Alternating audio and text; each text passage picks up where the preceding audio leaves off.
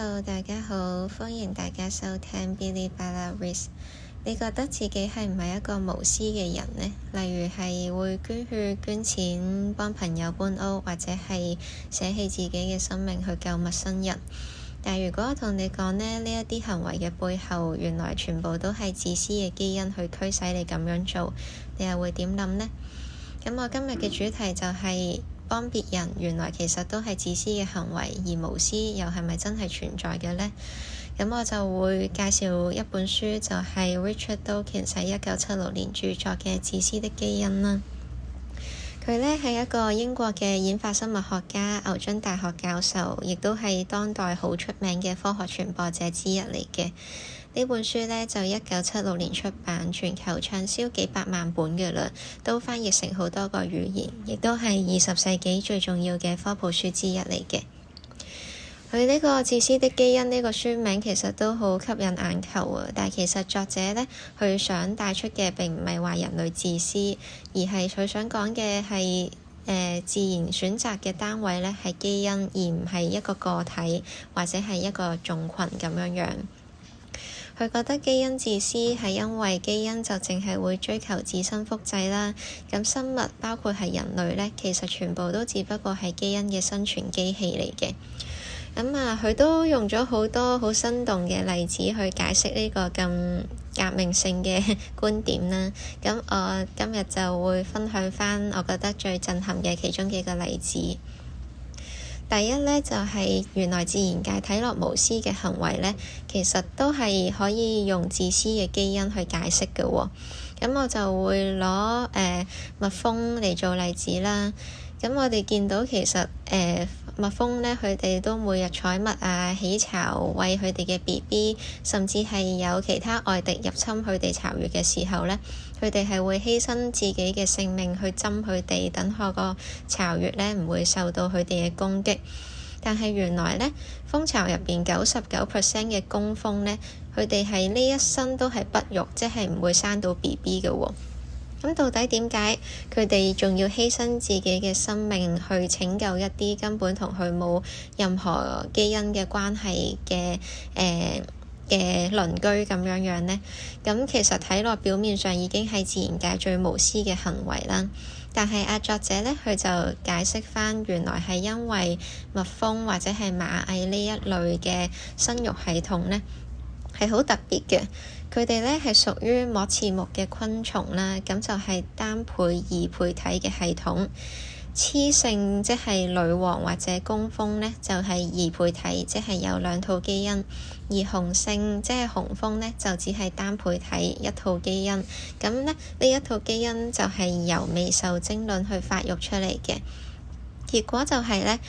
佢工蜂即係一世都生唔到 BB 嗰啲呢，佢同佢哋嘅姊妹嘅血緣關係呢，就佔3/4， 75% 啦。咁其實呢，係高過佢自己真係生 BB 生出嚟個後代呢，就只係佔佢基因嘅50%。所以如果佢幫佢啲姊妹呢，就等於幫咗3/4自己嘅基因。但係如果自己生 BB 呢，就淨係幫到1/2嘅基因咁樣樣。所以呢，佢犧牲自己生 BB 嘅能力去幫個女王蜂去生佢嘅姊妹，咁其實喺基因角度嚟講呢，係一個最划算嘅投資嚟嘅，因為75% 就大過50% 嘛。所以點解即係工蜂睇落咁自私，佢會捨己去幫其他蜜蜂呢？其實只不過係基因最自私、最成功嘅策略，就係作者咁樣諗啦。第二樣嘢呢，第二個例子就係地衣共生嘅例子啦。地衣呢，佢唔係一個單一生物嚟嘅，其實佢係由真菌同埋綠藻或者係藍綠藻嘅緊密共生嘅一樣嘢嚟嘅。咁真菌呢，就會提供保護、吸水、礦物質去俾嗰啲藻類啦，因為藻類呢係好容易乾死或者被風吹走嘅，咁真菌就幫咗佢啦。咁但係另一方面呢，真菌其實係做唔到光合作用嘅喎。咁呢個時候呢，藻類呢就會去做光合作用呢，去整啲糖分，去分啲能量俾真菌。咁就喺佢哋兩個嘅合作之下呢，佢佢哋就可以喺個極端環境，例如甚至係北極啊、沙漠嗰啲，去存活數千年嘅。喺基因嘅角度嚟講呢，其實呢個係兩個物種基因嘅交易啦，都可以合作去提升各自嗰個複製嘅機會。另一個例子呢，就係珊瑚同埋佢哋共生組嘅例子，例如係小球組咁樣啦。珊瑚呢，佢會提供一個住所同埋二氧化碳呢俾啲藻類。藻類呢，喺有住所同埋又有二氧化碳情況下呢，佢又可以做到光合作用去提供翻氧氣、有機物，咁就俾翻阿珊瑚呢去整嗰個鈣質嘅骨架。咁就所以佢哋兩個嘅合作呢，就造就咗地球上最多樣性嘅珊瑚礁生態。但係咁樣係咪就代表佢哋兩個都好無私嘅，即係咁 friend 嘅，會互相幫大家？但係呢個 friend 嘅背後呢，其實都係有自私嘅打算嘅喎。即係如果佢哋係面對住一啲危機呢，其實呢一個 friend 呢，呢兩個 friend 呢，佢哋都係會散兵嘅。例如係呢，海水升溫嘅時候呢，咁啊唔適合藻類生存啦。咁嗰啲藻類呢，就會離開個珊瑚，珊瑚呢，就會白化死亡嘅啦。咁就證明咗其實呢一個合作呢，就其實唔係純粹友情或者無私嘅行為，就只不過係單單基因層面嘅精密計算出嚟嘅啫。總括嚟講呢，作者就覺得自然界幫助其他人或者係物種啦，咁其實呢都大部分都係自私基因追求最大嘅複製機會嘅啫。之後我都會講一講呢囚徒困境同埋以牙還牙呢樣嘢嘅。囚徒困境就係博弈論入邊一個好出名嘅模型啦。其實個情景就係兩個囚犯分別審問佢哋嘅時候，如果兩邊即係 A 囚犯同 B 囚犯呢，佢兩個呢都唔供出嚟，即係大家都互相合作，乜都唔講呢，就大家呢都只係坐1年監嘅啫。咁但係呢，如果阿 A 講出嚟，阿 B 唔講出嚟呢，咁就阿 A 呢直接坐監都唔使坐，但係阿 B 即係唔講出嚟嗰個呢，就要坐10年。如果 A 同 B 佢都講晒出嚟啦，咁即係呢，佢哋都互相背叛對方呢，咁就大家都要坐5年監。如果係單次即係得一次呢一個博弈嘅話呢，其實理性選擇嚟講呢，一定係揀背叛嘅。咁就因為背叛對於可以對於你對方點樣嘅選擇呢，你自己都會有最好嘅結果。咁就所以呢，兩個都會揀背叛啦。結果大家都要坐5年監，其實都係一個雙輸嘅情況嚟嘅。但係如果引用返去現實上嘅例子呢，因為我哋人係成日都會頻繁見面嘅物種嚟㗎嘛，亦都好少話我見到一個人成世淨係見一次嘅啫。咁所以呢，其實我哋遇到好多時現實上嘅情況都有囚徒困境啦，但係呢，唔符合嘅就係呢，好少話係得單次，即係得一次博弈啊，考慮合作或者背叛嘅情況嘅。因為現實其實就係反覆咁樣去博弈啦，咁所以呢，就要考慮返個長期後果，冇得話背叛永遠就係最好嘅行為。因為如果一個人第一次佢就背叛咗對方，但係原來佢哋之後呢，仲有好多次見面嘅機會㗎喎。咁如果喺第2、3、4次又要去睇下到底合作定背叛呢？對方見你話你第一次你就背叛咗我，咁我一定都背叛返你啦。所以就要考慮得更加多嘅嘢咯。到底點樣先至係最好嘅策略呢？如果唔係每次都背叛嘅話，用咗一個電腦嘅計算出嚟之後呢，咁發現暫時嚟講最好嘅策略呢，就係書入邊都有寫嘅一步償一步，亦都即係以牙還牙咁嘅意思。就係第一輪呢，永遠都同對方合作嘅。然之後唔同嘅回合呢，咁就去根據翻對方佢到底上一個回合佢係做咗合作定背叛呢個行為呢，咁就去抄翻佢做同一個行為。譬如係如果上一 round 咁B 呢，佢就揀咗同你合作呢，咁你下一 round 你都會揀同佢合作。但係如果呢，佢嗰一 round 上一 round 背叛咗你啦喎，咁你下一 round 呢，亦都係揀背叛翻佢。但係呢，有另一個要點就係唔記仇嘅，即係就算對方上一 round 背叛咗你，咁你呢 round 背叛咗佢啦，但係之後呢，對方佢又揀翻同你合作呢，咁你下一 round 呢，你都前事不計，你都係會選擇同佢合作翻。個特點就係雖然你友善寬容得嚟呢，但係就都唔會係一種絕對無私嘅寬容咁樣，就係你都係根據對方嘅行為去決定你下一次嘅行為嘅。咁就其實都係解釋咗呢個人類互助、報恩報復或者係呢啲道德規範呢，其實多數都係基因喺長期博弈之下發現，原來呢個以牙還牙就係最佳嘅策略咁樣。所以表面上睇落幫緊人啦，即係我哋會幫人，人哋又幫我哋。其實呢，係作者覺得呢一個都係自私基因嘅長遠嘅投資嚟嘅。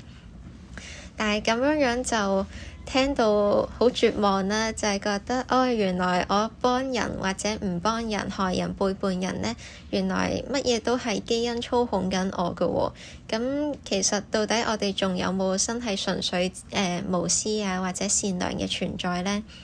咁作者都可能考慮到呢一點呢，所以佢都喺臨尾幾個章節都有寫返，其實人類呢係受到獨特嘅文化影響嘅。呢個文化影響我哋就叫做無因啦。咁佢其實就無因就係文化嘅基因嚟嘅，例如係一啲諗法歌曲、信仰、道德規範嗰啲咁樣。咁就無因呢同基因呢有啲相似嘅位嘅。無因同樣都會複製、變異、競爭，但係呢，佢就唔係好似基因咁樣嘅傳播方式，佢係靠我哋嘅腦呢去接收同傳播嘅。譬如係佢會經過語言啦、書本媒體或者互聯網呢去傳播落去。所以呢，作者都其實對人類抱有希望嘅，佢就都有寫話係呢，人類係唯一一個擁有雙重遺傳系統，即係基因加無因嘅一個物種嚟嘅。而人類以外其他生物嗰啲呢，嗰個利他行為呢，就幾乎全部都係基因嘅控制之下而做嘅行為嚟嘅。但係人類有無因呢樣嘢呢，咁佢就可以獨立出嚟，甚至係違反基因。自私嘅基因啱先就講到話係佢哋自私就係因為佢哋只係想將佢哋嘅基因複製延續落去啊嘛。但係呢，人類其實而家係有唔少嘅行為呢，都係違反咗呢一個基因嘅目的嘅。譬如係我哋會做避孕啦、戴避孕套啦，我哋會收養孤兒啦，明明係冇任何嘅基因或者血緣關係啦。我哋亦都會犧牲自己，例如係捐自己嘅腎臟出嚟俾其他三唔識七嘅人啦，亦都會為咗環保嘅抗議而去絕食。咁呢一啲呢，其實基因角度嚟講呢，完全唔符合嘅，但係就人類就可以做出呢一啲嘅行為咯。所以呢，無因就可以令到人類呢去擺脫基因嘅自私，而去發展出真正超越血緣或者互惠嘅利他行為。亦都可以講呢，人類係唯一一個可以因為文化信念去幫助無關嘅人嘅物種咁樣。咁講到呢度就呢本書都好劃時代，好多嘅觀點好創新啦。咁但係其實都有啲啲嘅爭議嘅。最主要嘅爭議其實就係書名《自私的基因》呢，有人覺得自私呢個字好誤導性啊，咁就佢哋會覺得就係鼓吹緊人類自私或者係惡行呢，其實係只不過係基因控制我去做呢啲壞事，所以呢唔關我事嘅，我唔使坐監嘅咁樣。咁杜金斯即係作者咧，其實佢之後咧都有講話佢後悔改咗呢個名嘅。佢都有喺之後嗰啲版本嗰度咧有強調翻咧呢一個書名自私咧，只不過係攞嚟比喻。咁但係咧，我自己都想幫作者去講翻個澄清啦。其實就佢喺書入邊幾章之後咧，都有講到話，其實人類都會受到無因嘅影響，咁就真係發展到完全互惠嘅利他行為㗎嘛。咁就我唔係好覺得佢係真係鼓吹緊人類自私咁樣嘅。咁亦都係奉勸大家唔好用一個標題或者係書嘅封面咧，就去判斷嗰個內容嘅好壞啦。第二樣嘢咧，就係有啲人覺得咧，呢一本書就太過基因中心論啦，就覺得忽略咗個體、群體同埋環境嘅層面，亦都話咧後來有啲所謂嘅多層選擇理論啊，同埋表觀遺傳學去補充翻。咁就覺得係呢一本書太過中心啦。但係我自己就覺得咧，呢本書其實係1976年出版嘅啦。嗰個當時嘅背景咧，其實我哋好難用一啲未來我哋先至發現得到嘅論點或者係證據咧，去推翻以前根本都冇出現過嘅觀點嘅。咁好難之後話發現到一啲新嘅嘢就去批評以前嘅事咁樣咯，因為冇人估得到未來係點㗎嘛。第三就係嗰個社會政治嘅含義啦。都有啲人就擔心話呢一本書會唔會俾人攞嚟濫用，支持自私就係自然嘅行為，咁所以就我自私係純粹自然叫我咁做嘅啫。咁作者咧又係佢都反對濫用呢一樣嘢嘅。其實佢核心都係在於解釋利他存在，即係點解自然會有呢一啲利他行為，而喺基因嘅角度出發，而唔係鼓吹自私咯。所以總括嚟講咧，呢一啲爭議其實就我哋可以去諗一諗咧，科學界主流咧，只不過係將基因呢個視覺咧當做一個強大嘅工具去思考，但係咧佢絕對唔係一個唯一嘅視覺嚟嘅。咁總括嚟講咧，就呢一本書我都睇咗好耐嘅，因為書入邊嘅概念咧都非常之複雜啦。佢雖然用咗好多例子去講佢嘅觀點出嚟，但係就都需要好多嘅時間去消化。咁所以咧，我以上講嘅例子咧，其實都只不過係書入邊嘅冰山一角嘅啫。書嘅內容都好豐富啦。如果就係想明白即係自然界做好事背後原因嗰啲咧，其實都好推薦睇一睇呢本書嘅。咁多謝大家收聽我哋下次再見啦，拜拜。